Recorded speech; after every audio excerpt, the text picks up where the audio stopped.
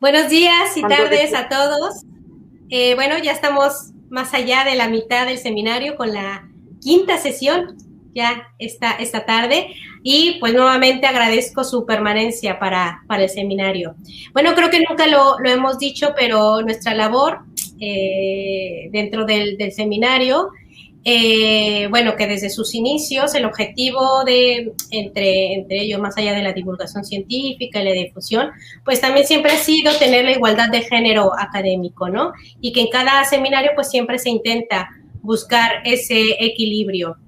Entonces, bien, pues ante ello, pues hoy presentamos a la investigadora María de Lourdes Hernández Jiménez, investigadora del Instituto Nacional de Antropología e Historia de la Delegación Veracruz, a quien agradezco enormemente por haber aceptado nuestra invitación y sobre todo pues que nos muestre las cosas tan interesantes que nos hablará de ello un poquito más tarde. Bueno, rápidamente como currículum, María de Lourdes es licenciada en Antropología con especialidad en Arqueología por la Universidad Veracruzana. Es maestra en Educación Superior con especialidad en Metodología de la Enseñanza y también es maestra en Restauración en Arquitectura Prehispánica de la Escuela Nacional de Conservación, Restauración y Museografía Manuel del Castillo Negrete en México. Bueno, tiene innumerables trabajos, tiene un diplomado también en Historia del Arte por parte del Centro Veracruzano de las Artes, ahí mismo en Veracruz, y también es doctorante en Educación con enfoque en Patrimonio Cultural en el Centro de Estudios Superiores de Veracruz, ¿no? Bueno, sus proyectos están sobre todo enfocados en el sur de este estado. Ha publicado numerosos artículos científicos, producto de sus investigaciones en el INA y de otras instituciones, y sobre todo también artículos de divulgación en suplementos, revistas culturales de divulgación, conferencias, pues como buena investigadora del INA, tiene muchas conferencias en distintas instituciones educativas y culturales, ha realizado programas de difusión del patrimonio cultural en las comunidades del sur de Veracruz, que es una cosa muy interesante que hablamos en el primer seminario y que seguramente nos llamará mucho la atención. Y actualmente dirige proyectos de recorridos extensivos en programas de salvamento y proyectos específicos de investigación en el sur de Veracruz. Bueno, sin más, Lourdes nos presentará Llantos de Lluvia, Cueva de Palancares, Umbral del Principio Dual de los Pueblos de la Tierra del Ule, sur de Veracruz, México. Muchísimas gracias, Lourdes, de verdad, por aceptar nuestra invitación y te dejo la pantalla. muchísimas gracias, Aline, por la introducción. Buenos días, tardes, noches eh, para todos los asistentes. Y bueno, pues antes de empezar, primero quiero agradecer a la directora del Instituto Universitario de Estudios sobre América Latina, Eva Bravo, y por supuesto a la coordinadora de este seminario, Aline Lara, por la invitación. Realmente me siento muy honrada por ello. Y bueno, también me es muy grato estar con todos ustedes para compartir la información que tenemos de las investigaciones que realizamos en el sur de Veracruz, México. Bueno, también quiero aprovechar este momentito para comentar que aunque voy a hacer la exposición yo, este trabajo de investigación, han participado muchos compañeros, muchos colegas que han aportado su conocimiento, su experiencia en todo este proceso de investigación que nosotros llevamos a cabo en el sur de Veracruz. Pues bien, si pones la pantalla, Aline, por favor. Bien, ya Ali nos dijo del título, es un poquito largo, pero básicamente, aunque vamos a hablar de un sitio en particular, que es la cueva de Palancares, voy a hacer mención de otras cuevas, de otros sitios también de similar importancia. Bueno, voy a hacer también un panorama general del contexto arqueológico de las ocupaciones que hubo en el sur de Veracruz. Y bueno, también daré detalles de algunas otras, no mucho, son muy escueto, muy sucinto, de algunas otras cuevas que encontramos en el sur de Veracruz, para después hacer un análisis comparativo de los rasgos culturales que se encuentran en la cueva de Palancares con algunos monumentos del preclásico, sobre todo del Olmeca, ¿no?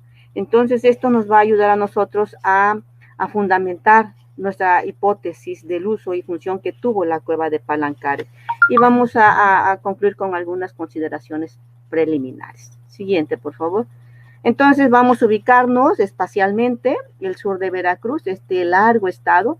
Nuestra área de trabajo se ubica en el sur, en el extremo sur, que colinda al este con el estado de Tabasco, al sureste con Chiapas, al sur y surponiente con el estado de Oaxaca.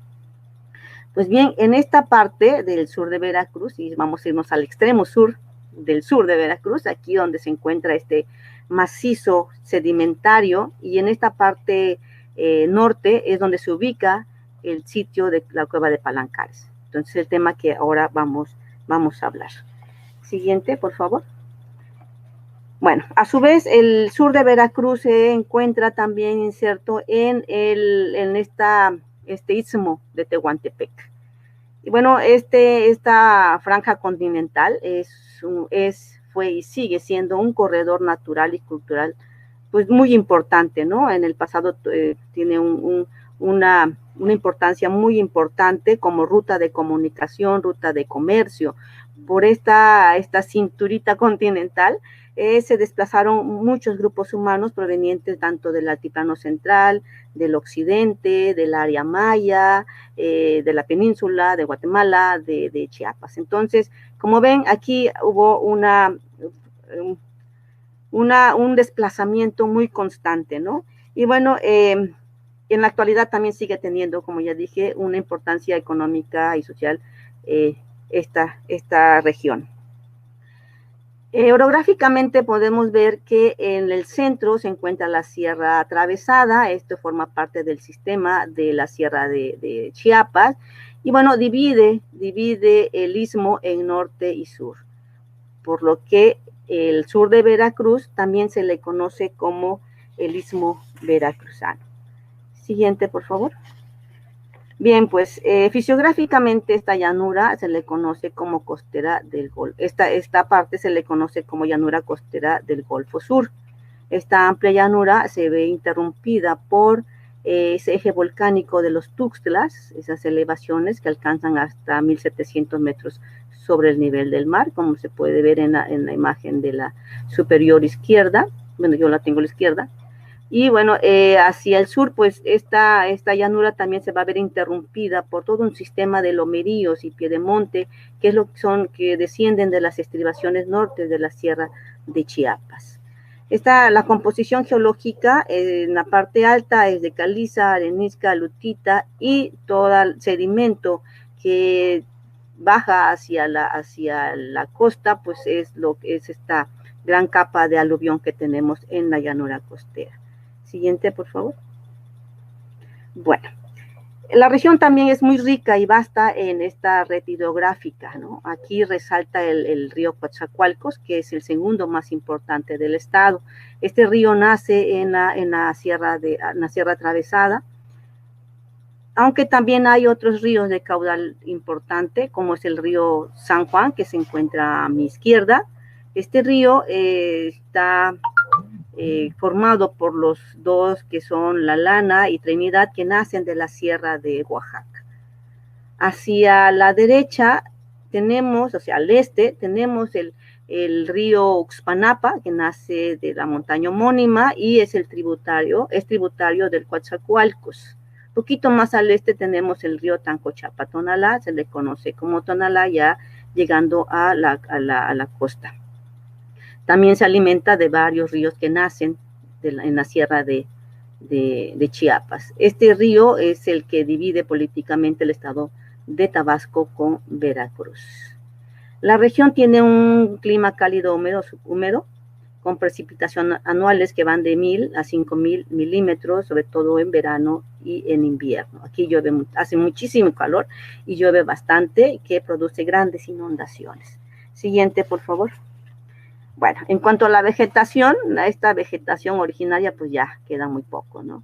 Porque la ganadería extensiva, la tala inmoderada y muchas veces clandestina, así como los monocultivos implementados desde el siglo XIX, han impactado de manera muy grave esta zona, ¿no? Que ha acarreado una gran deforestación y erosión del suelo. Por lo que lo del bosque tropical pues ya nada más queda en las partes altas y en los relictos declarados oficialmente. Siguiente. Esta región que hemos estado nosotros trabajando, en su mayoría han sido dentro de programas de salvamentos arqueológicos.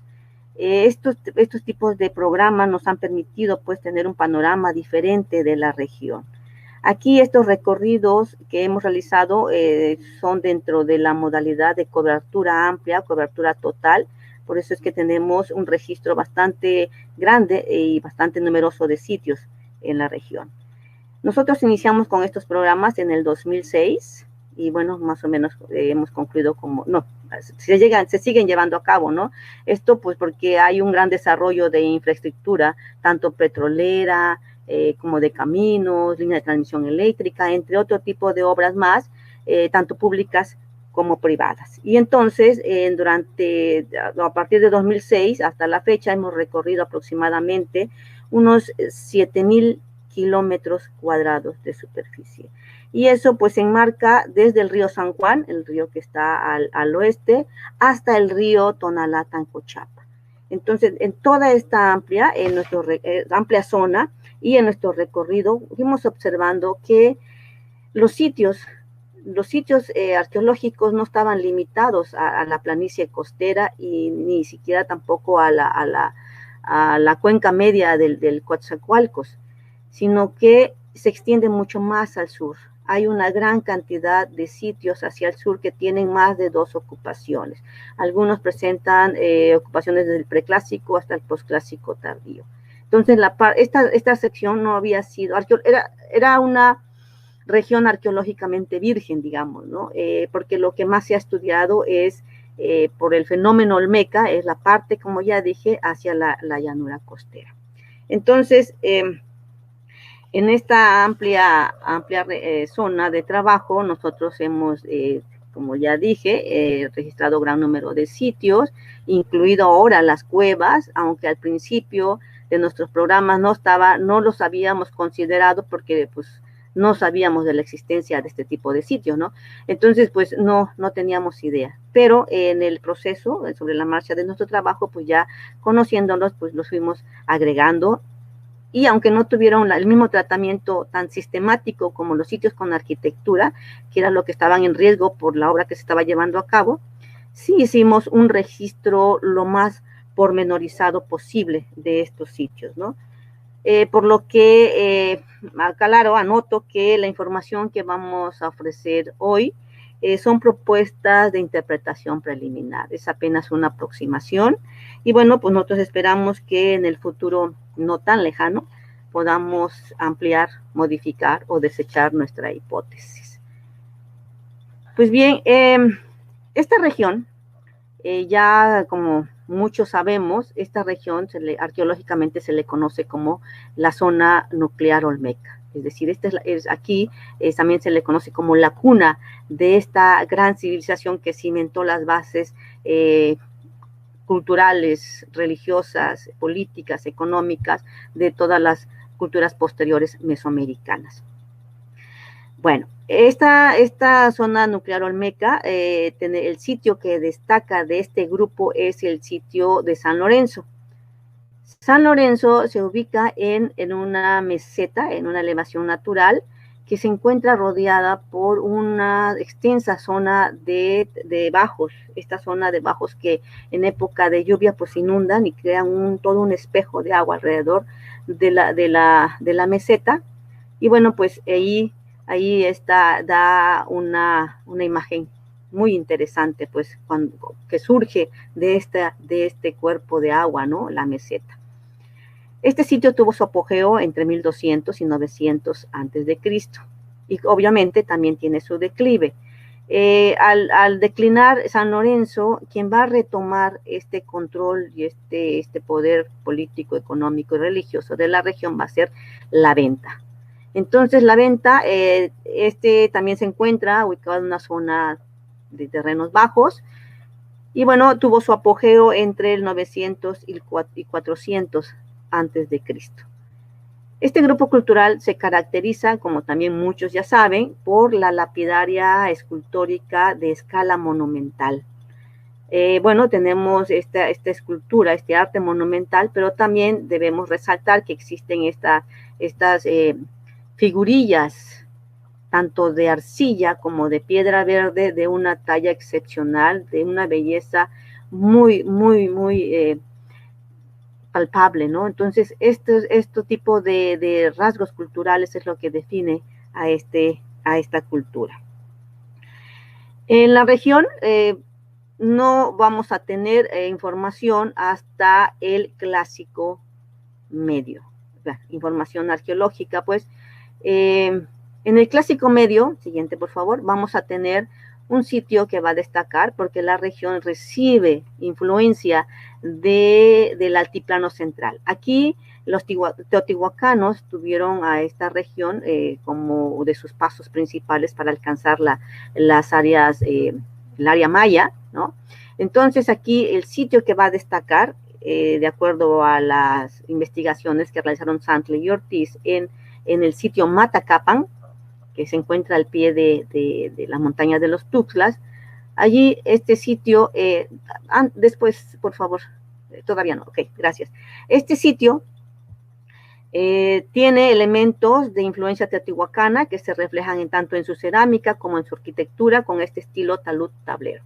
Entonces, pues sí, la presencia de los teotihuacanos es muy palpable en ese sitio. En nuestra área de estudio no vamos a tener un sitio de esa magnitud, no tenemos nada sistemático que nos defina un sitio como Matacapan.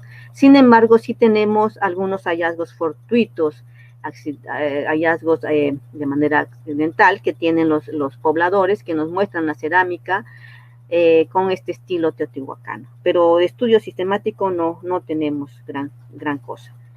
La región va a tener un apogeo poblacional, esa efervescencia poblacional ya para el clásico tardío, posclásico temprano. Este grupo se va a distinguir porque se va a asentar por todo este sistema de lomeríos que está en esta región. Este grupo, a diferencia de los olmecas, que los olmecas manifestaron su poder en la escultura monumental, este nuevo grupo que se asienta en todo este sistema de lomeríos lo va a hacer a través de la arquitectura monumental. Esa arquitectura monumental, por favor, está construida a base de tierra, arcilla y arena, ¿no? Y es realmente monumental. Si ustedes pueden apreciar en la fotografía de en medio donde se ve el montículo mayor, algunos de estos montículos alcanzan hasta 20 metros de altura, ¿no? Nótese la escala con la casa actual. Realmente es una arquitectura de grandes volúmenes y sus plazas también son de amplios espacios y alcanzan hasta 100 metros de longitud. Aquí también encontramos pequeños sitios, aldeas, caseríos, y todos estos asentamientos de este periodo van a estar unidos por todo un sistema de caminos que fueron construidos por todo estas lomas que se encuentran ahí. Cuando se topaban con accidentes geográficos, ellos construían terraplenes para unir las lomas y hacer mucho más ágil y fácil el andar de los viajeros, ¿no? Siguiente, por favor. Todos estos elementos arquitectónicos van a estar asociados a una cerámica que llamamos naranja fino deleznable, porque no tiene desgrasante, al tacto es muy tal cosa, y bueno, por la acidez del suelo tampoco conservan su acabado, y bueno, en nuestros recorridos solamente encontramos nosotros fragmentos muy pequeños y solamente el núcleo, ya ni siquiera el acabado encontramos. En las excavaciones es cuando tenemos suerte y podemos recuperar algunas piezas más o menos completas y ahí presentan algunas huellas de pintura, lo que nos hace pensar que sí estuvieron decoradas, pero pues ya no tenemos mayor evidencia que esos ligeros rastros.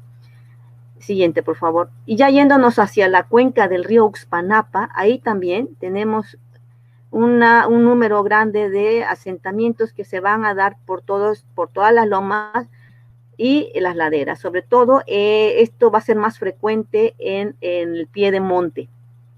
La arquitectura en la parte de los lomeríos sigue siendo de arcilla y de arena, pero ya en el pie de monte hay construcciones de piedra. Ahí ya también cambia el sistema constructivo y los materiales. Y bien, en esta zona tenemos también, siguiente por favor, también tenemos todo un sistema de caminos que van a unir a estos sitios. La característica de estos sitios en esta región es por la cuestión topográfica. Aquí se van a ir asentando por estas laderas de espacios reducidos y bueno, logran confundirse con la topografía. Este problema ellos lo resolvieron terraceando estas laderas y ahí ganaron terreno para poder construir sus unidades habitacionales, domésticas como residenciales. En las zonas donde había mayor amplitud también modificaron y ahí construyeron sus centros cívicos ceremoniales. Y bueno, la cerámica aquí también va a ser diferente. Aquí vamos a tener una cerámica ya más compacta, con desgrasante y ocasionalmente podemos tener muestras que tienen su acabado. Por ejemplo, tenemos algunas que conservan su policromía. La cuestión de aquí, de esta región, es que no podemos todavía definir la ubicación cronológica de la arquitectura porque los sitios, como mencioné al principio, también tienen una ocupación a 2 o hasta 3, ¿no? Y eso nos imposibilita, pues, saber con precisión de qué periodo corresponde en esta arquitectura. Eso es también una tarea pendiente que tenemos. Siguiente, por favor. Pues bien, dentro de toda esta región, como ya vimos, estamos nosotros trabajando y bueno, además de los sitios con arquitectura, también ya tenemos el registro ahora de cuevas. Estas cuevas no han tenido el interés porque no las conocíamos,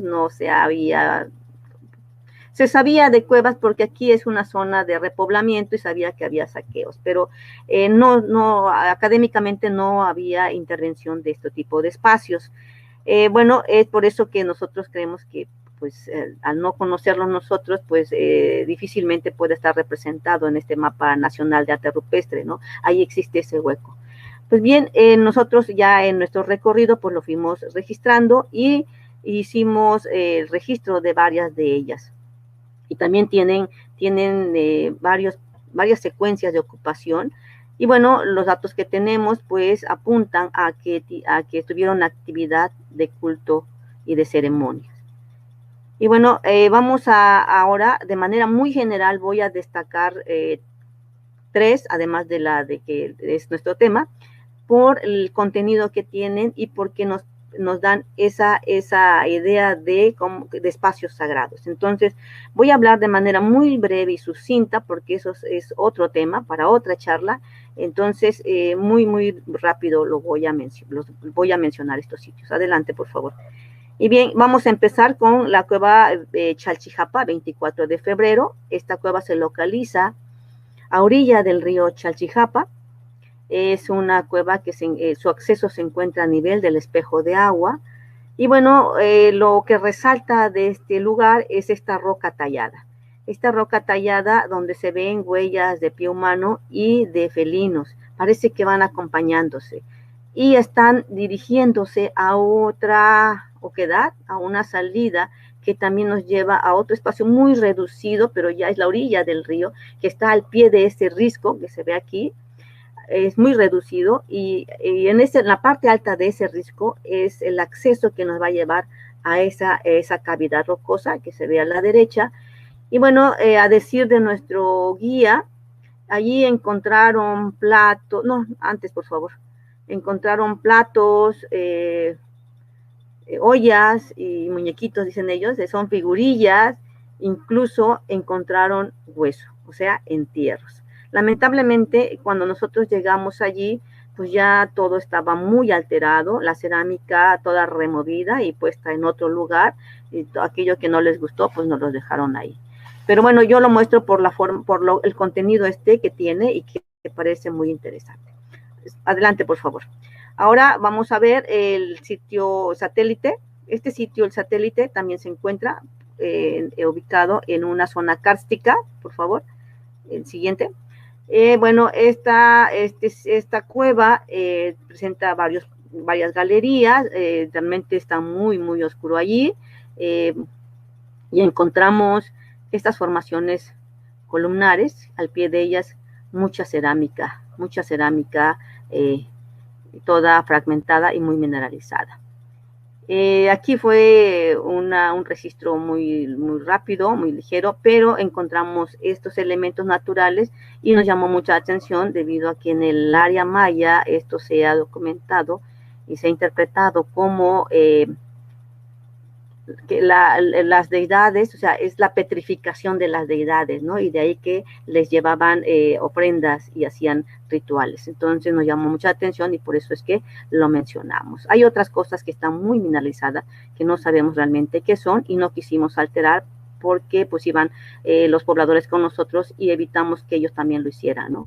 Y con la recomendación de que no debe porque son contextos arqueológicos y que eso es información importante. Pero bueno, entonces esta también la mencionamos por el carácter sacro que creemos que tiene. Siguiente, por favor. Bueno, ahora vamos a la siguiente cueva, que es Cueva Ventura. Esta se encuentra en una formación de arenisca y conglomerados.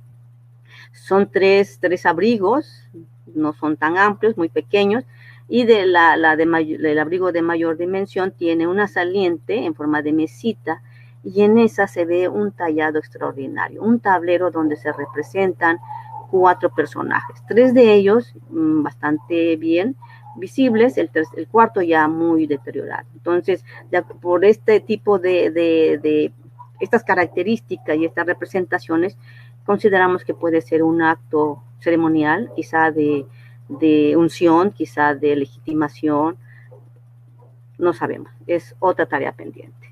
Entonces, vamos ya a la zona donde está la cueva de los Panapa. Siguiente, por favor, ya vamos a llegar a nuestro tema. Y bien, como se pueden ustedes apreciar en la imagen superior izquierda, el contraste que hay entre el área nacional protegida, donde se conserva mucho de la vegetación selvática, y el contraste que tenemos en la zona donde ahorita hay pobladores, ¿no? El uso de suelo es de ganadería y pues sí hay una gran deforestación ahí. El borde de toda esta zona de vegetación lo delimita un arroyo que se llama Arroyo Siete Cabezas, y es muy interesante este arroyo porque pareciera el custodio, ¿no? El alfil que está protegiendo toda esta zona.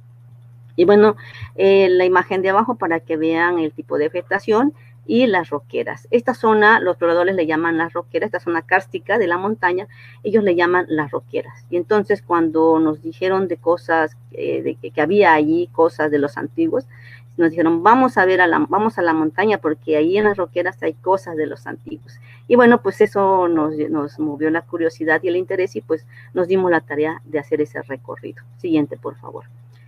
Y bueno, apenas unos metros arriba, nosotros empezamos a encontrar cavidades rocosas. Esta es una cavidad donde no encontramos actividad humana, pero encontramos esta belleza natural, ¿no? Este manantial de aguas cristalinas. Y bueno, siguiendo un poco más arriba, siguiente, por favor, encontramos ya cuevas más amplias, con mucha presencia de material cultural. Mucha cerámica en sus diferentes espacios, vamos a tener cantidades y concentraciones de este tipo de material, también muy mineralizado y muy calcificados, que bueno, en algunas veces nos permite ver sus acabados, pero hay la presencia de actividad humana. Siguiente, por favor. En estas otras cuevas también, esta cueva de la izquierda, esquina superior, ellos le llaman la cueva de la Virgen, porque creen ver en una de las formaciones de estos escurrimientos, pues la imagen de religiosa, ¿no? Entonces, al pie de todas estas formaciones también tenemos una gran cantidad de tepalcates. Y en la foto de abajo, allí, antes de subir, los señores nos mostraron una figurilla que tiene características del preclásico, del Olmeca. Y eso pues nos llamó la atención y pedimos que nos llevaran a visitarla. Y bueno, cuando llegamos ahí pues ya no había gran cantidad, solamente alguna cerámica dispersa. Traigo a colación estas dos de arriba porque a mí me parece muy interesante, ya que allí podemos ver esta escena, ¿no? Esta escena de que presentan estas estalactitas que son propias de los espeleotemas locales, que simulan esa imagen de las fauces de un monstruo, ese monstruo de la tierra que los del preclásico representaron constantemente en sus monumentos. Bueno, en la siguiente diapositiva ya vamos a llegar a la cueva de Palancares. Siguiente, por favor. En la cueva de Palancares o del Tigre. Esta cueva fue conocida ya por 1989 por el profesor, el arqueólogo Lorenzo Ochoa. El profesor que hizo el hallazgo dio parte a un museo, no sé cuál museo, de Villahermosa, Tabasco, y por casualidad ahí se encontraba el arqueólogo Lorenzo Ochoa, y bueno, atendió ese llamado y junto con otros colegas visitaron este lugar. Lamentablemente de esas visitas no tenemos ningún registro documental. Y bueno, entonces cuando nosotros llegamos, más o menos 20 años después, entonces ya volvimos a localizar este espacio. Siguiente, por favor. Bueno, esta es una cavidad muy amplia y extensa. Tiene una forma alargada. En su interior hay una poza de agua, no muy profunda, es unos 30, 40 centímetros más o menos. Y bueno, esto pues es interesante, es bastante largo, tiene más o menos unos 250 metros de largo. Y bueno, como ven, pues está orientado noreste-suroeste. Y bueno, antes de seguir, quiero agradecer al arqueólogo Enrique Méndez Torres, quien nos ayudó con el levantamiento y el registro de todos los rasgos culturales que allí se encuentran y que más tarde amplió el compañero Manuel Moreno Díaz. Siguiente, por favor. Bueno, como ya dije, perdón, antes quiero señalar algo. Tiene 3 accesos, el acceso A, el acceso B y el acceso C. El acceso B es el principal, la entrada principal, que es la mayor amplitud, ahí donde tenemos todos los rasgos culturales concentrados. Y bueno, el acceso C es uno adyacente que también es muy interesante. Y ahora sí, por favor, el siguiente. Aquí el acceso, es una imagen del acceso muy amplio, lo que permite iluminar la primera sección de la cueva. Siguiente, por favor. Y bueno, ya en esta primera sala, como ven en la imagen superior izquierda, ahí tenemos la primera sala bastante iluminada, y a la izquierda tenemos un pasillo con estas formaciones columna, por los escurrimientos que hay allí. Entonces, también nos va a llevar al acceso C, al acceso secundario. Y de la entrada hacia la derecha, que vemos en la imagen superior derecha, ese es un espacio muy interesante porque tenemos grandes bloques desplomados. Y debajo de esos bloques fue que se recuperaron la cerámica más temprana que hay en el lugar. Debajo de ese espacio, unos metros abajo, se encuentra el pasillo que nos va a llevar al acceso posterior, o sea, al acceso A. Bueno, entonces, esa cerámica temprana, siguiente por favor, es muy interesante porque datan desde la fase San Lorenzo, es decir, 1150-900 antes de Cristo. Aquí tenemos los tipos diagnósticos de esta fase, que es el tatagapa rojo, calzadas excavado, limón inciso, macaya punteado, el camaño burdo, entre otros más. Algunos de estos tipos cerámicos tienen sus antecedentes desde la fase chichar, es decir, alcanza hasta el 1250. Bueno, además de este tipo de material, también tenemos otros materiales Siguiente, por favor. Ahí recuperamos un fragmento de metate de caliza, cuentas del mismo material, una punta de travertino, pulidor y una figurilla de selenita. Estos materiales son típicos de zonas kársticas y que fueron muy usadas por los olmecas también. Quiero mencionar que tanto la punta de travertino como esta figurilla de selenita quedaron en posesión de los pobladores. No los quisieron entregar porque ellos argumentaron que, forma parte también de ellos, ¿no? Y bueno, para no entrar en conflicto, pues solamente se les recomendó el cuidado de estos como parte de, ellos son custodios pues de este patrimonio de la nación. Siguiente, por favor. Además de este material cultural, vamos a tener otro tipo de materiales que son restos óseos humanos. Este parece ser los dedos de la mano y otros restos óseos de animales que parecen ser de la mandíbula y un cráneo que, de acuerdo al análisis macrovisual del doctor Olaf Jaime, nos dice que podría tratarse de un tlacuache. Estos fueron encontrados en un pequeño hoyo, también muy removido, muy alterado.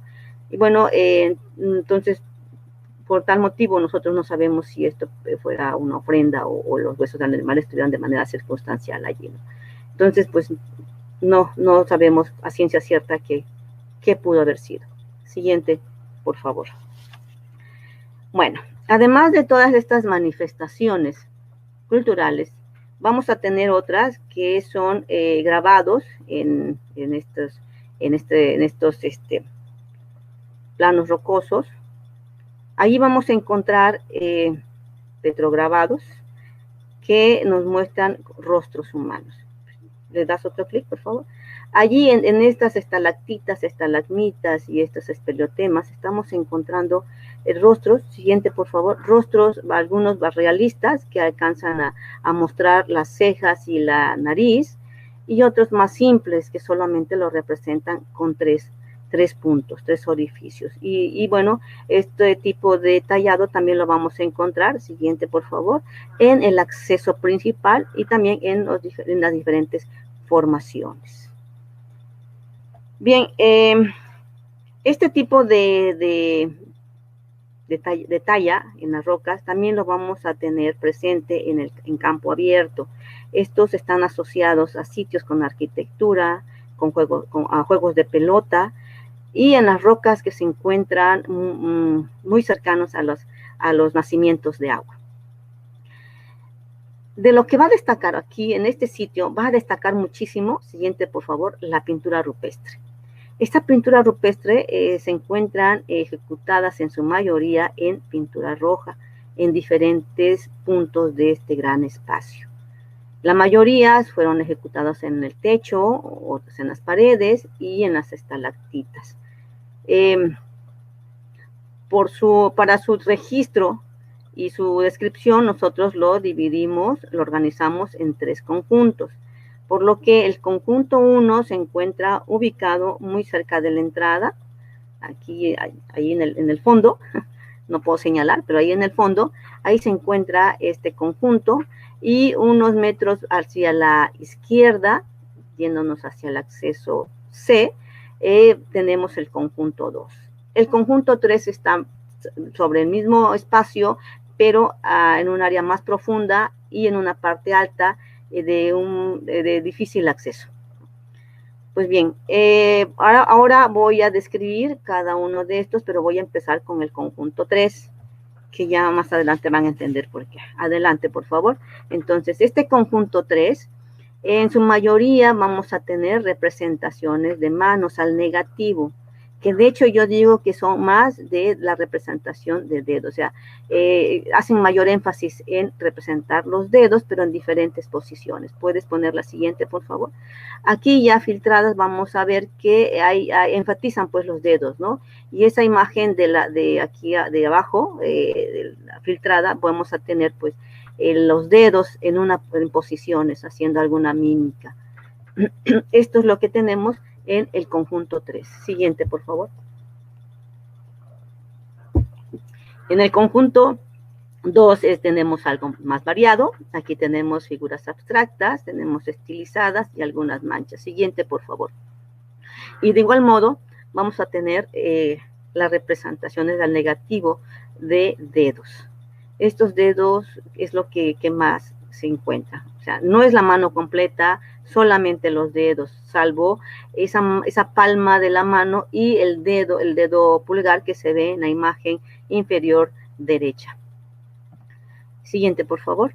Y bueno, otras figuras abstractas que no sabemos qué son. Tenemos esto, tenemos un triángulo invertido con una línea transversal, tenemos yo le llamo un insecto surrealista, que está hacia la derecha, y bueno, tenemos otras cosas más, que tenemos ahí una antorcha en esta fotografía de la izquierda, y tenemos un círculo con líneas radiales, tenemos círculos concéntricos, tenemos una carita de perfil y manchas. Bueno, esto es lo que conforma el conjunto 2. En el conjunto 1, que es el más complejo, y lo dejé para el final justamente por eso, aquí vamos a encontrar una serie de glifos acompañado de numerales, y está presidido por un bulto, un fardo mortuorio. Aquí este bulto está colocado, pareciera en un anda, y bueno, preside toda esta serie de glifos. Yo no soy experta ni especialista en este tema. Este tema lo está trabajando el compañero Iván Rivera, de la Dirección de Registro Público de Zonas y Monumentos Arqueológicos, Históricos y Artísticos del INAH. Él nos está apoyando con esto y esperamos que no muy lejano tengamos la interpretación. A mí me parece que puede ser un discurso muy interesante, quizá refiriéndose a una ceremonia. Pero bueno, esto lo que yo pienso. No sé realmente a qué se refiere a todo esta serie de glifos. Pues bien, este conjunto va a estar asociado y rodeado por otras figuras que ahorita vamos a ver, ya lo vamos a extraer de ahí para que se pueda representar mejor. Adelante, por favor. Y bueno, aquí ya, y filtrada, siguiente, pues ya tenemos mayor claridad de lo que se puede hacer. Siguiente, por favor. Y bueno, aquí tenemos ya con más visible, pues, las figuras. Bueno, nosotros vemos en una de las imágenes la cabeza de un venado, como se ve en la imagen superior izquierda. Debajo de ella tenemos una mano, ok, ahí está bien. Y tenemos este rostro con un tocado, un corchete, una U invertida, una figurita decimos nosotros un jaguar, los numerales y otras imágenes más que también tenemos una mano. Quiero llamar la atención de ustedes para que no pierdan de vista esta figura del jaguar que se encuentra en el centro, y del lado, enfrente de ella, las figuras que son en par, que está en el centro también, por lo que vamos a explicar más adelante. Siguiente, por favor. Pues bien, pues en virtud de que tenemos ya una presencia de cuevas con evidencia de ceremonia y ritualidades, estos elementos a nosotros nos permiten pensar que la montaña de los Panapa fue un paisaje sagrado, ¿no? Que mantuvo una enorme significancia simbólica para los habitantes de esta tierra del Hule en sus diferentes periodos, ¿no? Entonces, este lugar era considerado como lugar sagrado dentro de la cosmovisión de estos pobladores mesoamericanos, ¿no? Y que, bueno, tuvo una amplia uso a través de estos tiempos prehispánicos. Pero bueno, no solamente la montaña de los Panapas se le consideraba un cerro sagrado. También tenemos el otro cerro sagrado, que es la montaña de los Tuxtlas. Adelante, por favor. Esta montaña, en la cumbre de ella, perdón, en la cumbre de ella se encontró un monumento olmeca. Siguiente, por favor. Este monumento, aunque muy mutilado, fue rescatado alrededor, allá por los años 60, por el arqueólogo Medellín Senil. Y bueno, él en sus excavaciones encontró cerámica del preclásico y del clásico tardío. Incluso informa que la gente actual, la gente contemporánea, cuando estaban haciendo el rescate, él recuperó la información oral de que la gente acudía a rendirle reverencia a este monumento. Y ellos le conocían como el dios del monte, el Yochane o Chaneque. Entonces tiene una larga duración de veneración esta montaña. Siguiente, por favor. Pero no solamente la de los Tuxtlas, ahí al interior de esta amplia llanura también tenemos el Cerro Manatí que se eleva en todo este paisaje. Al pie de este cerro, los arqueólogos Ponciano Ortiz y Carmen Rodríguez excavaron un sitio sagrado. Este sitio, ellos rescataron grandes e importantes dentro del aspecto arqueológico, elementos, rasgos culturales que le van a dar ese significado de sagrado. Siguiente, por favor. Ahí encontraron hachas de piedra verde con una talla extraordinaria, un pulido bello, y también encontraron pelotas de hule, encontraron una serie de bustos de madera bien conservados, encontraron estos bastones de mando, encontraron cuchillos de obsidiana y de pedernal, cuentas de piedra verde, incluso también entierros de niños y huesos dispersos que parece que también eran de infante.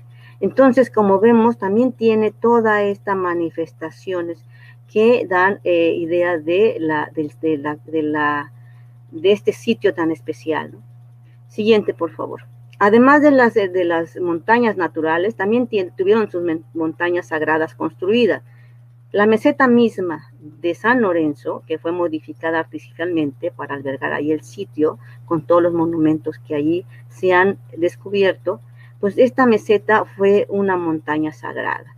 Y es muy posible que las comunidades alrededor de este sitio también acudieran allí a hacer sus peticiones, sus celebraciones y sus rituales, ¿no? Otra de las ciudades que también tiene su montaña construida, siguiente por favor, es la Venta. La Venta también tiene esta montaña artificial que pues sí nos da muestra de una montaña sagrada artificial. Además de sus montañas construidas, los olmecas también manifestaron ese espacio sacro, siguiente por favor, en su plástica pétrea. En estos monumentos llamados tronos altares, ahí vamos a ver manifestado fuertemente esta alegoría del complejo montaña-cueva. Aquí en el altar 4, de la imagen inferior derecha, ahí tenemos con más visible esa representación del monstruo de la tierra. Esta fauces abierta es la representación de la cueva, de donde emerge personaje. Estos personajes ocasionalmente traen en su regazo a un niño, como se ve en el monumento 20 de San Lorenzo y en el altar 5 de la Venta. Este altar 5 también en sus laterales tiene tallado personajes que van cargando niños, ¿no? Pero van en una posición muy dinámica, quizá van llorando, quizá van haciendo algún gesto, ¿no? Y bueno, es posible que estos personajes estén en procesión o en camino a alguna de las cuevas que estamos señalando nosotros allá en la zona de Uxpanapa. Adelante, por favor. Bueno, además de ya representar simbólicamente estos paisajes sagrados en su plástica pétrea, ahora vamos a hacer este comparativo también con los rasgos culturales que tenemos en la cueva de Palancares, con algunos monumentos de San Lorenzo en específico. Por ejemplo, siguiente por favor, en el monumento 41 y 42 de San Lorenzo, tenemos esta escultura, sobre todo en el monumento 41, ahí vamos a ver en este monumento la representación de las manos, la mano izquierda bastante desproporcionada y abierta, y detrás de ella la mano derecha con el puño cerrado, y los dedos tocándose, el índice y el pulgar tocándose. ¿Cómo podemos apreciar en algunas de estas improntas que tenemos en la cueva de Palancares, ¿no? Como se ve en el conjunto 2, donde tenemos esas dedos con el dedo pulgar y el índice unidos. Entonces, esto nos pareció muy interesante, y bueno, pues bueno, esta es una de nuestras hipótesis también. Siguiente, por favor. Bueno, por eso les dije que no perdieran de vista esta figurita. Esta figura nosotros lo interpretamos como un jaguar, y bueno, nosotros lo queremos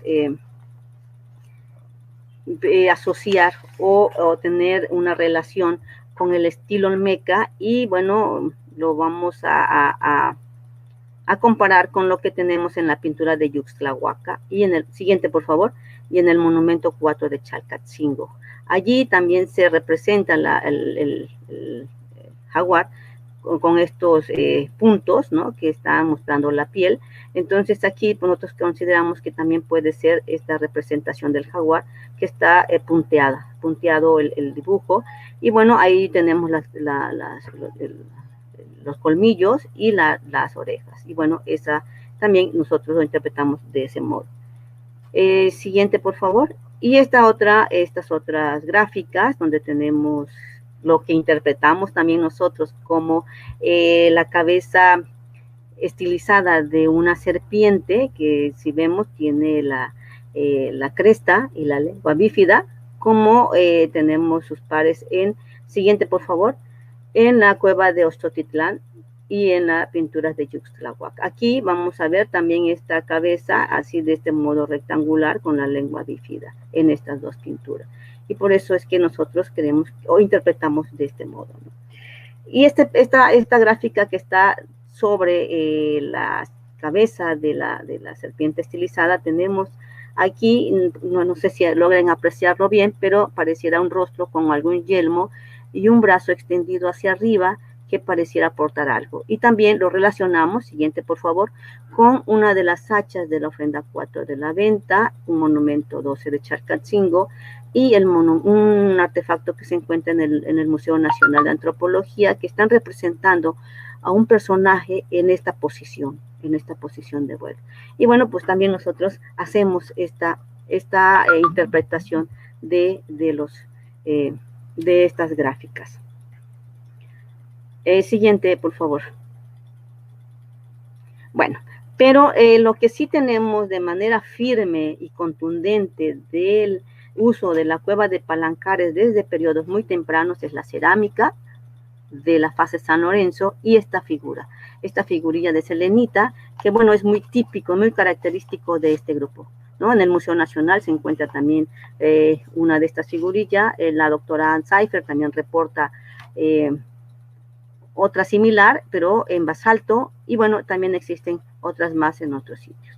Pues bueno, estos son los elementos que nosotros consideramos bastante firmes para proponer que la cueva de Palancares pues tuvo uso ritual desde el preclásico temprano. Siguiente, por favor. Esta información nosotros la complementamos con los recorridos que hemos realizado a lo largo del río Coatzacoalcos, del río Cahuapan, del río Cachapan, del Uxpanapan, y así un poquito más a la costa, los sitios que hemos encontrado ahí por Arroyo Pesquero, por Los Soldados. Aquí también tenemos evidencia de ocupación desde el preclásico temprano y medio tardío. Tenemos diferentes, pero bueno, estos puntos señalan esos sitios que tienen varias ocupaciones. Pero bueno, lo que queremos señalar aquí, que además de ser unas rutas de comunicación, de comercio, también fueron rutas de peregrinaciones que quizá usaron estos pobladores, los sacerdotes de San Lorenzo y de la Venta o de otros sitios, para llegar a alcanzar la montaña de los Panapa. Acudían a algunas de estas cuevas, principalmente a la cueva de Palancares, para realizar sus ritualidades, sus ceremonias, incluso los sacrificios de niños, como ya vimos en sus monumentos y en el Cerro Manatí. Siguiente, por favor. Bueno, pero también este uso no quedó allí nada más con el preclásico, como ya vimos, a juzgar por todos elementos del clásico tardío, pues estamos viendo que el espacio tuvo un uso bastante prolongado. Y la cerámica, como estos glifos, nos dan cuenta de esto. Bueno, también encontramos esta pintura con tocado, este rostro con tocado, y nosotros creíamos que podría estar en el clásico tardío, pero ahora me surge la duda porque en reciente conferencia que dio el doctor Berrojalbiz de algunas pinturas en las cuevas, sobre todo el Bacunal, si no mal recuerdo, está mostrando algunos personajes que llevan un tocado similar, no igual, pero similar, y el doctor lo ubica estas pinturas para el posclásico tardío. Entonces, esto también vamos a tenerlo pendiente. Siguiente, por favor. Sin embargo, en nuestro recorrido nosotros sí recuperamos en esta ruta que está al pie de la montaña de Luxpanapa, esta cerámica que tiene esta policromía muy similar al corredor Tlaxcala-Puebla o Mixteco-Poblano, esta policromía que nos está señalando pues la presencia de gente de esta región, sobre todo porque en la costa nosotros encontramos un sitio muy cerca del río Coatzacoalcos, cerca de la boca allá del río, encontramos un sitio posclásico tardío, que hemos fechado para el 1300, 1400 después de Cristo. En la boca del río, el doctor Alfredo Calderón encontró en las excavaciones que hizo en este lugar, encontró grandes depósitos que tienen ocupación desde el preclásico medio hasta el posclásico tardío. Y bueno, por la cantidad y diversidad de material cultural que encontró, él está proponiendo que se trata de un sitio de intercambio comercial. Entonces, como bien sabemos que esta parte, este señorío de Coatzacoalcos no estuvo sojuzgado al imperio mexica, fue un señorío independiente. No obstante eso, hubo, suponemos, acuerdos de paso y de comercio, ¿no? Si recordamos que hacia Tabasco y Campeche tenemos también la cerámica presente, y ahí se encuentra el sitio de los Ahualulcos, que también es muy importante para el posclásico tardío. Pues bien, aquí tenemos esta relación de que, o esta evidencia de que para el posclásico tardío, la cueva de Palancares también haya sido visitada, haya habido ceremonias por esos viajeros y comerciantes que pasaban por la región. Pero bueno, eso también todavía es muy, muy endeble. Ok, esperamos que tengamos trabajos futuros, pero así como con la pandemia y con la escasez de recursos, pues esperemos que no sea muy, muy lejano, ¿no? Bueno, pues hasta aquí lo que hemos dado. Nosotros pues reconocemos que quizás estas resulten ideas un poquito endebles, ¿no? Porque, bueno, pues no tenemos tanta información, pero esperamos que nos den más luz sobre esto en un futuro. No obstante ello, queremos hacer algunas consideraciones finales. Siguiente, por favor. Bueno, entonces ya vemos que dentro de la cosmovisión de los olmecas, los cerros eran considerados sagrados. Eran el lugar de origen del hombre y de los elementos fundamentales de la vida, porque ahí residían las deidades fluviales, que otorgaban los alimentos básicos para su subsistencia. Entonces, el paisaje natural de la montaña de Luxpanapa, pues también fue consagrado como un lugar especial. Ahí dan cuenta de esto, pues las cuevas que ahí existen, ¿no? Que por ende poseían un carácter sacro. Y estos espacios, pues eran la representación, eran el umbral al inframundo, ¿no? El lugar donde era posible la comunicación con lo divino y lo sobrenatural. Así tenemos entonces que la ideología marcó como lugar sagrado a la montaña de Luxpanapa, y esto lo refrendaban a través de sus prácticas rituales en las cuevas. Siguiente, por favor. Bueno, entonces por eso creemos que es posible que la cueva de Palancares sea una de las representadas simbólicamente en sus monumentos denominados tronos. Allí vemos que enfatiza muchísimo este complejo montaña-cueva. Por lo tanto, este sitio de Palancares es un sitio multicomponente porque presenta ocupación desde el formativo hasta el clásico tardío, bueno, formativo o preclásico temprano hasta el clásico tardío. Y bueno, y su uso fue primordialmente como espacio sagrado. Y como ya vimos que el piedemonte de Luxpanapa fue una ruta de comunicación muy importante que enlazó las regiones del Istmo Norte, del Sur y otras regiones más a través del tiempo, ¿no? También tenemos claro de que la tradición religiosa de los olmecas traspasó el tiempo, ¿no? La decadencia de este grupo pues no fue motivo de abandono de esos espacios, quizá no con tanta profusión, pero se consideró siempre como un espacio sagrado. Y bueno, quizá esta relación que los olmecas tuvieron con otros grupos de la parte de la costa del Pacífico oaxaqueño, como lo ha demostrado el doctor Winter en sus excavaciones alrededor de Laguna Sope y otros sitios. Allí encontró a Juar Olmeca, que nos están hablando de esa relación entre norte y sur del istmo de Tehuantepec. Y bueno, pues esto también permitió que a través del tiempo, en la memoria histórica de los grupos posteriores que ahí permanecieron y que se fueron transmitiendo de generación en generación, pues ellos sabían y reconocían de estos espacios, ¿no? Desde la parte norte de Luxpanapa. Y allí seguían también haciendo sus reverencias. Entonces, la iconografía tardía puede reflejar la interacción intrarregional que mantuvieron pobladores de ambas mares, continuando con la costumbre de efectuar ceremonias hasta las postrimerías del clásico, o quizá llegando hasta el periodo posclásico tardío.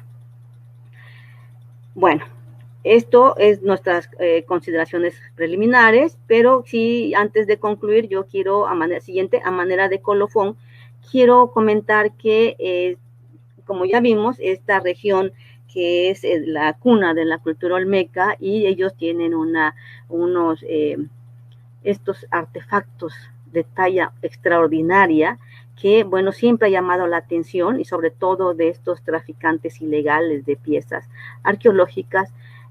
Pues nosotros en nuestro programa de salvamento insertamos allí un pequeñito programa de divulgación sobre el patrimonio arqueológico para dar a conocer la importancia y el valor que tienen estos recursos patrimoniales. Entonces, nosotros dimos algunas pláticas a los trabajadores de las empresas y de las compañías constructoras. Dimos también algunas charlas con las escuelas de todos los niveles, en todas las comunidades como en las ciudades, a las comunidades en general, ejidales y bueno, y sobre todo a las comunidades que se encuentran al pie de monte de esto, porque ahora con eso del ecoturismo ya están llegando visitantes, y bueno, eso también es un riesgo porque va a impactar fuertemente en la conservación y protección del patrimonio de arte rupestre. Entonces, esto es una de las labores que también estuvimos haciendo, y bueno, yo espero que continuemos después de la pandemia. Y bueno, finalmente, yo quiero agradecer al compañero Enrique Méndez Torres, a Manuel Moreno Díaz, a Olaf Jaime Riverón, y a todo este gran equipo que nos acompañaron en esta aventura por la parte de las zonas selvas y zonas deforestadas del sur de Veracruz. Y también a ustedes por su atención, por su paciencia, y pues muchísimas gracias. Bueno, pues quedo atenta a cualquier comentario, pregunta, queja. Muchísimas gracias, Lourdes. Bueno, antes que nada, yo quiero felicitarte por una presentación tan completa y porque no solo es una zona rupestre poco conocida, ¿no? Sino que también comparte esta gran complejidad con, pues, con la cultura olmeca que la verdad es que de todas las culturas seguimos creyendo que sabemos muy poco, ¿no? Y que quedan años y años para trabajar, ¿no? Yo tengo muchas preguntas, pero es que tienes muchísimas en el chat, entonces te las voy a pasar, las vas a leer aquí en la pantalla. De todos modos, me avisas si Claro. que no se vaya a ver, porque ya ves cómo este programa está ahora de delicadito. Vi que teníamos una desde el muy principio. Te digo, son los chaneques de la cueva de Palancares que nos vienen a hacer estas travesías. No, dile que estamos muy interesados en saber, porque, mira, me parece que esta es la primera que era de César, pero si me he saltado una, a ver si me puede decir él.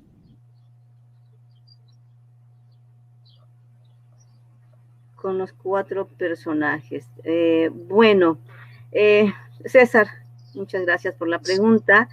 Nosotros lo hemos estado relacionando con el área del istmo y de los valles centrales de Oaxaca. Pero eso es apenas una aproximación. Bueno, eso no quiero tocar mucho porque es un tema que vamos a tocar después. Entonces, solo así, ¿no? Y discúlpame que diga, pero todavía no es muy firme esta investigación. Estamos trabajando sobre ello. Mira, aquí tenías una anterior. Es el pie, o sea, es la huella de los 2 pies, derecho y izquierdo, están las 2 huellas. Sí, y también las huellas, las 4 patas del felino, también, sí. No, Yurka, no están del mismo grupo de temporalidad. Como ya mencioné, hay diferentes ocupaciones, hay varias ocupaciones allí. Tenemos desde el preclásico, como ya vimos con la cerámica, desde el preclásico temprano hasta, nosotros creemos, hasta el posclásico tardío, en todas las cuevas. Y en la de bueno, en algunas no logramos ver todos los elementos ahí porque sí requiere un registro más minucioso, ¿no? Pero por lo menos en la de Palancares sí tenemos varias ocupaciones y nosotros estamos proponiendo que también esto perduró hasta el posclásico tardío, ¿sí?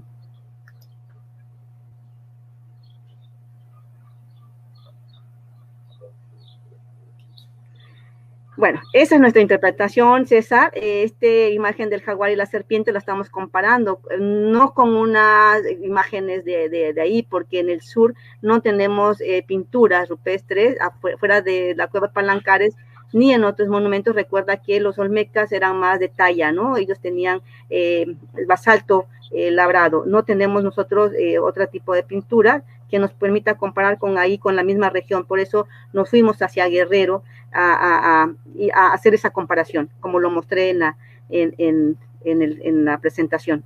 Sí, y nuestra interpretación de que pueden ser olmecas, que esto pueda remontarse hasta ese periodo, pero bueno, eso también tiene que ser esa es la reserva, tiene que ser con mucha reserva, tenemos que hacer más estudios, más sistemáticos, más detallados, más profundos.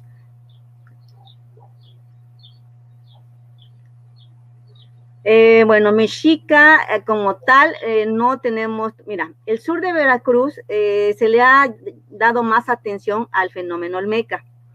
Ha habido trabajos de arqueológicos enfocados con el interés en el clásico tardío, pero han sido muy escasos. El doctor Roberto Luna Gómez ha trabajado un sitio del periodo clásico tardío, pero el posclásico no ha sido estudiado. Nosotros también estamos en eso.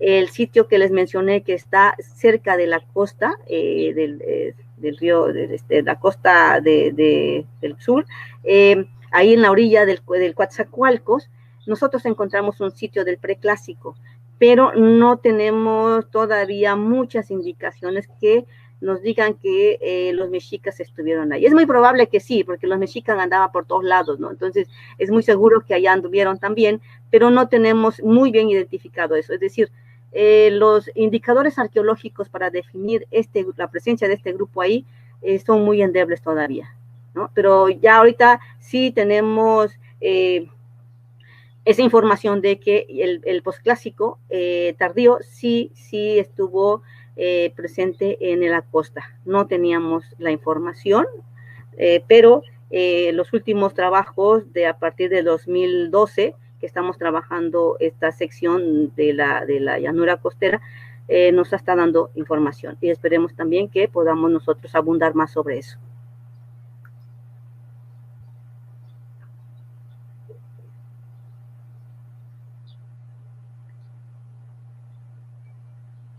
Así es, dice Chempo. Bueno, Chempo, no decíame así, pero bueno, sí, exactamente, nosotros también esperamos que, bueno, decimos que estos glifos podían tener esta tradición mixteco-puebla, ¿no? Entonces, pues, esperemos que así sea, porque hay más información. Gracias.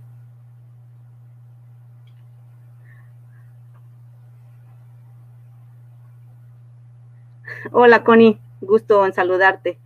Gracias por el comentario. Mira, es posible, por la distribución de la cerámica que tú trabajaste también, perdón, no mencioné a la compañera Connie Herrera, ella nos apoyó con el análisis de la cerámica polícroma, ahora tenemos más datos, y bueno, esta información, Connie, pareciera que nos estuviera hablando sobre eso. Pero bueno, tú eres experta en este tema y bueno, creo que por ahí tenemos que platicar tú y yo.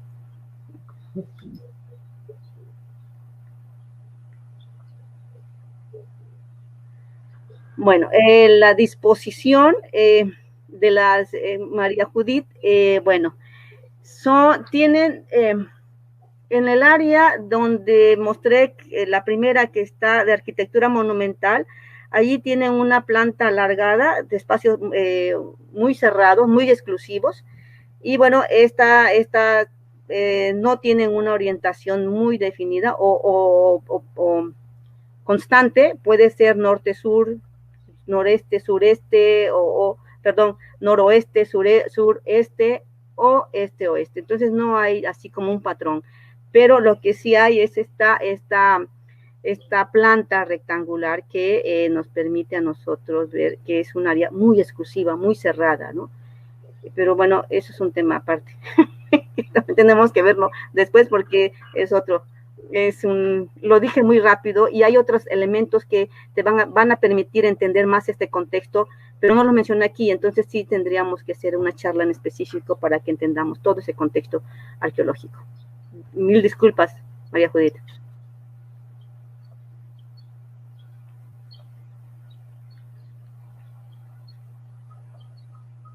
No, Antonio Reyes, no dimos el registro, hicimos una entrega formal, digamos formal, le dimos un documento, un formato donde ellos se hacían cargo de esto, ¿no? Pero así como un resguardo, no.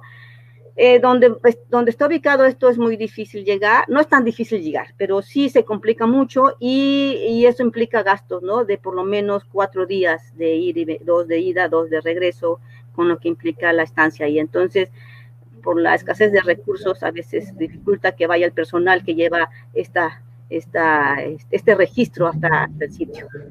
Pero nosotros sí realizamos un registro fotográfico pormenorizado, tenemos este formato de corresponsabilidad, digamos, ¿no? Pero sí.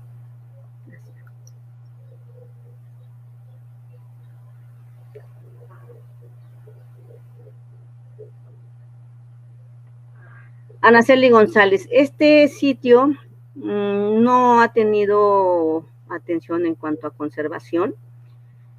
Por eso es que hicimos estas pláticas, para que haya esa coadyuvancia con las comunidades en cuanto a la protección y cuidado de este sitio.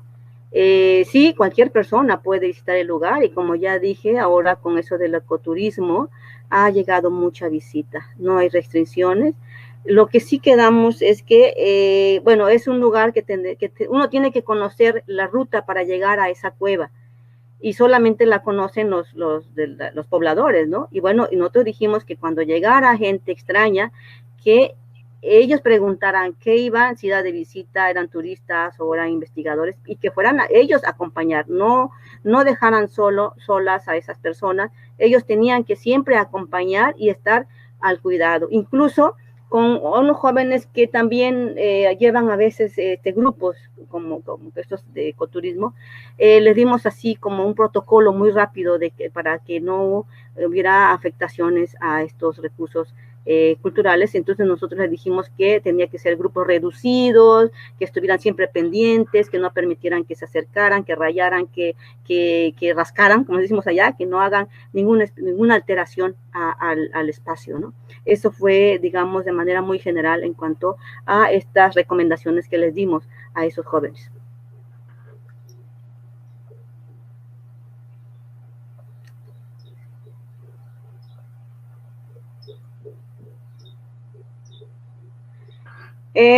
Sí, mira, recién me enteré que hay un ¿cómo se le llama? Los youtubers, que está haciendo como una especie de visitas a estos sitios arqueológicos, le llaman patrimonio cultural, ¿no?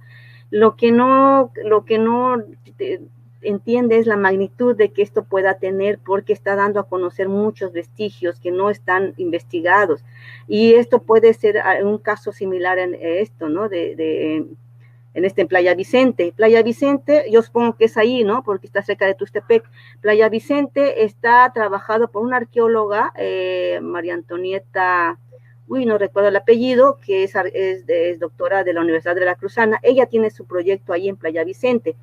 Creo que yo no puedo ir porque mi área de estudio es el sur de Veracruz, del río San Juan, hacia la frontera con Tabasco y Oaxaca. Entonces, habría que dar parte a Lina, porque hay otros compañeros que tienen el municipio trabajando allí. Está la compañera María Antonia, que hace este tipo de trabajo. Entonces sería muy bueno tener la información para poder compartirla con ella y con otros compañeros de aquí del centro de INA Veracruz. Y gracias, Chemo, no sé quién es.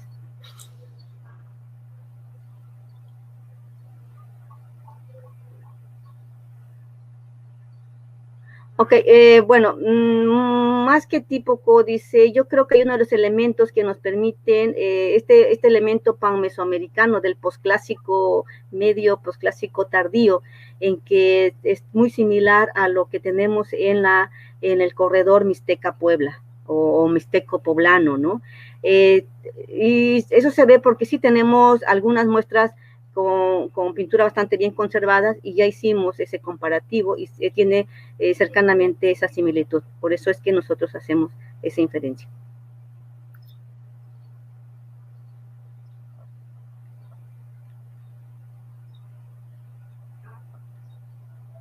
De tanto, pues mira, aquí en la parte sur de Veracruz todos los montículos los vas a ver igual, ¿no? Entonces puedes encontrar la relación con los que tú quieras, pero yo supongo que sí. O sea, la arquitectura mesoamericana en un cierto periodo comparten ciertas similitudes, ¿no? Aunque hay características muy particulares en cada región, pues dependiendo de la topografía, dependiendo de los recursos, dependiendo de muchas cosas, ¿no?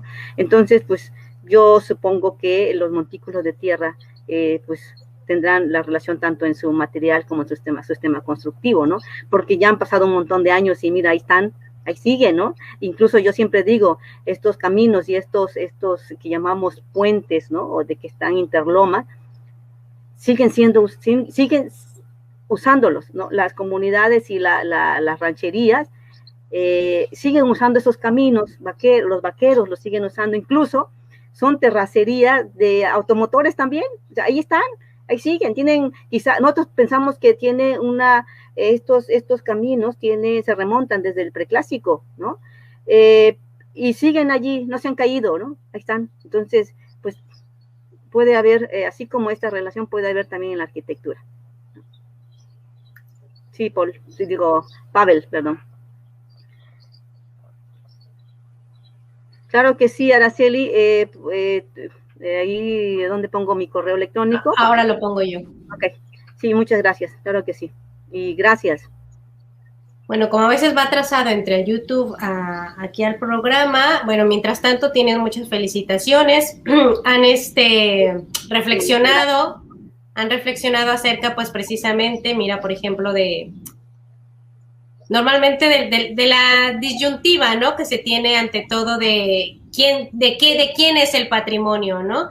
Yo creo que tu labor ha sido muy buena, o sea, en el aspecto de que bueno, incluso dónde quedan las piezas, ¿no?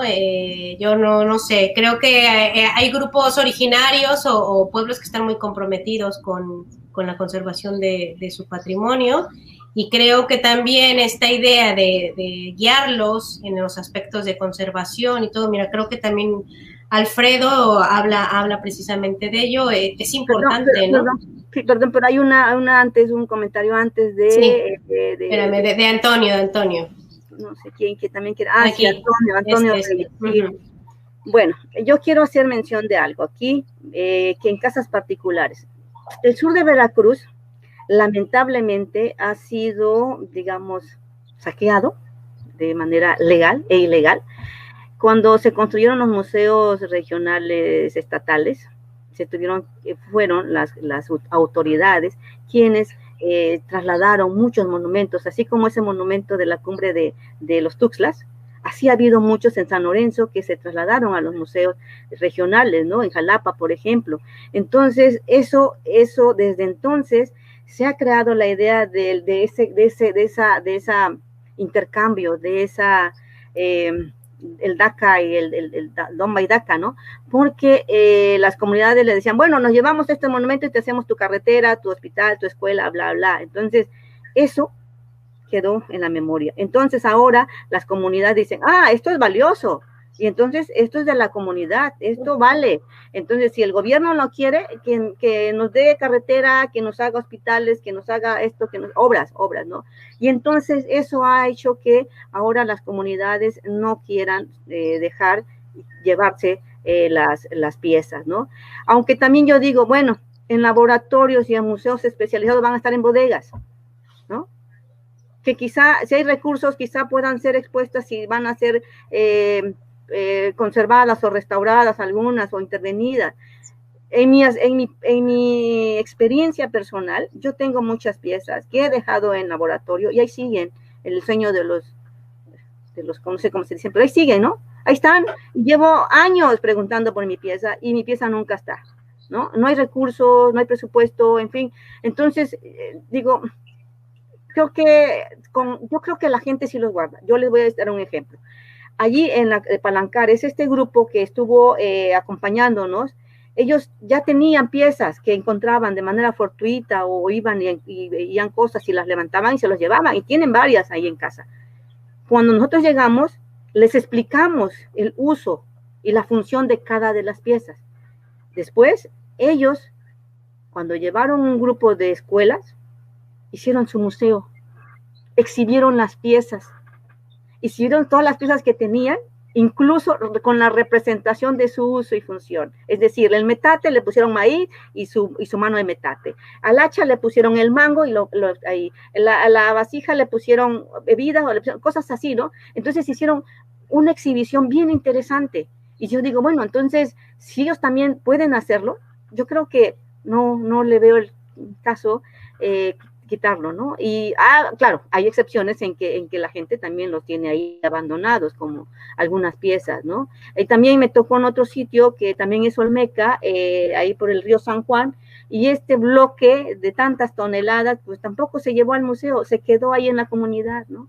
Porque esa es otra idea tan equivocada que tienen, que si tienen una pieza, ¡pum!, les va a emerger el montón de turistas y va a haber mucho dinero, ¿no? Entonces, esa es otra idea también que tienen las comunidades. Y bueno, ya se dieron cuenta que no es así. Y bueno, pues ahí sigue, ¿no? Bajo resguardo de ellos. No, pero el ecoturismo está funcionando. Y no solamente en México, aquí en España, en relación a las pinturas, está teniendo un boom como no tienes una idea. O sea que, no sé, tendríamos que esperar algunos años, ¿no? Para saber realmente si va a funcionar de tal manera o no, ¿no? Mira, aquí te hacen una reflexión en torno a la figura.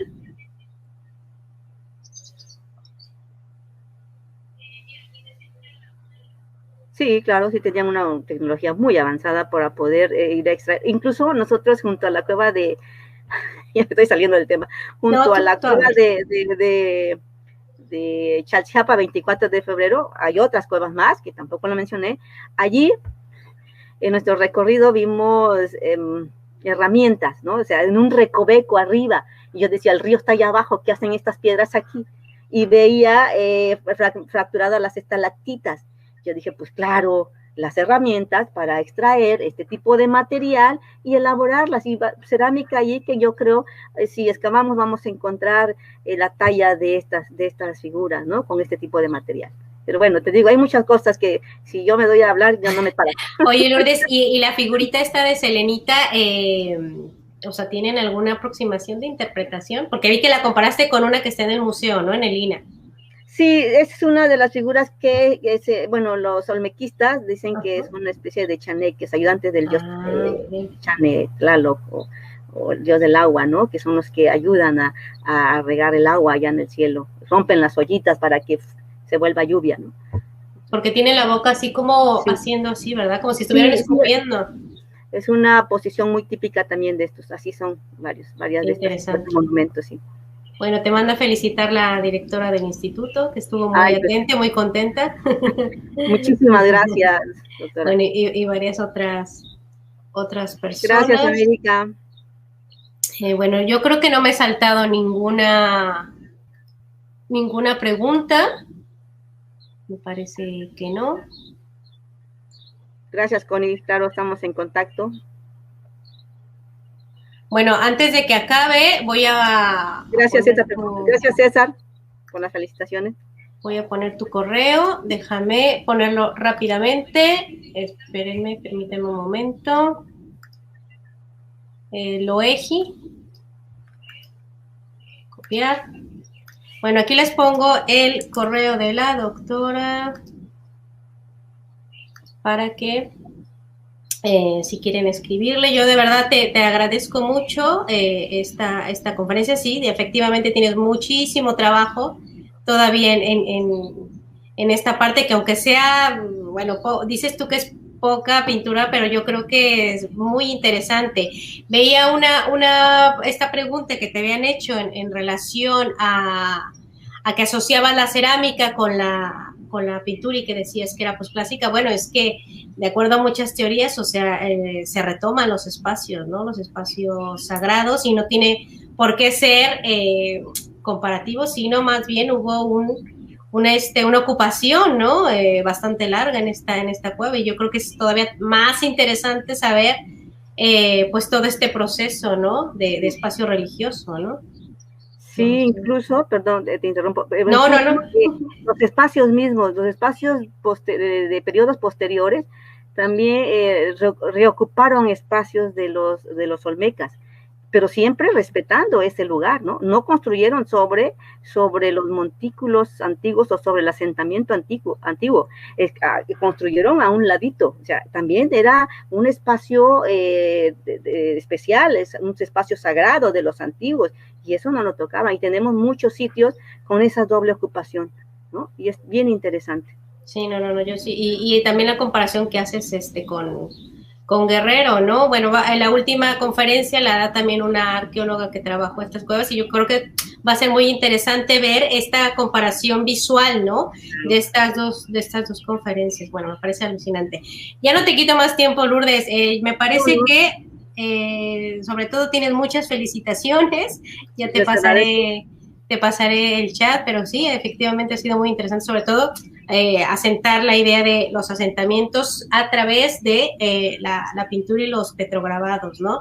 Cuando Iván y tú tengan pues ya las primeras interpretaciones, tenemos las puertas abiertas para ustedes, porque nos vas a dejar a todos con ganas de escuchar qué significa el discurso, y sobre todo en la posición, ¿no?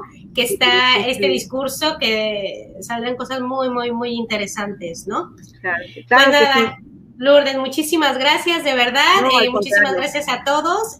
Nos vemos para el próximo viernes en la conferencia, y pues no duden en escribirle a la doctora para cualquier duda. Muchísimas gracias y nos vemos el próximo viernes. Claro que sí. Hasta luego, Aline. Gracias.